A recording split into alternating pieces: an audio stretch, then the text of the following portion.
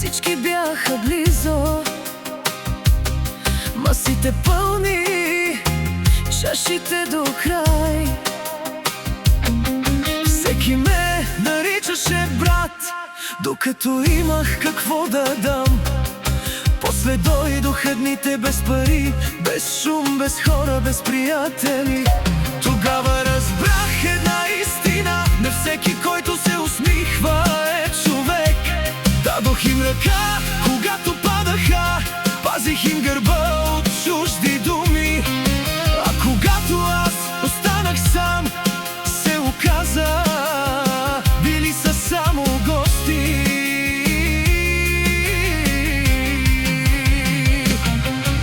На здраве за тези, дето останаха,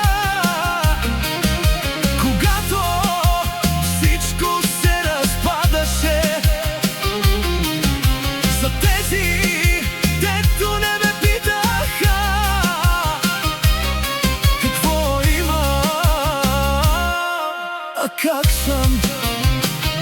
На здраве за майка ми и баща ми, за малкото хора с чисти сърца. Нека празните чаши на предателите им напомнят кой съм аз сега. Не ме боляха враговете, от тях не чаках нищо никога. Най-дълбоката рана оставя ръката, която си смятал за братска. Колко думи зад гърба ми, колко обещания без стойност. Някои продадоха приятелство за една вечер, една маса, една полза. Вече не питам кой е прав, времето само всичко показва. Който е истински остава, който е фалшив сам си тръгва. На здраве за тези, дето останаха, когато всичко се разпадаше. За тези, дето не ме питаха какво имам, а как съм. На здраве за майка ми и баща ми, за малкото хора с чисти сърца. Нека празните чаши на предателите им напомнят кой съм аз сега. Сега масата е по-малка, но на нея няма фалшиви лица. Не ми трябват 100 приятели, ако един ще остане в беда.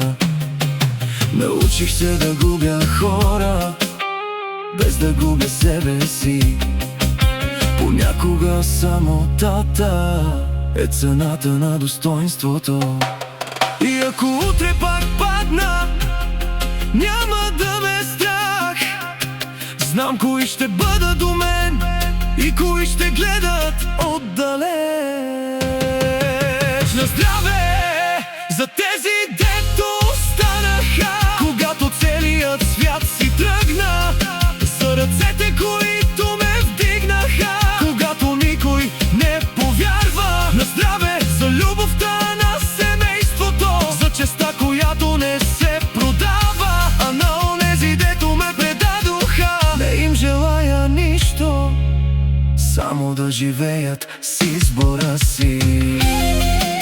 Масата е по-малка, но сърцето ми е пълно. Здраве за истинските, останалото е минало.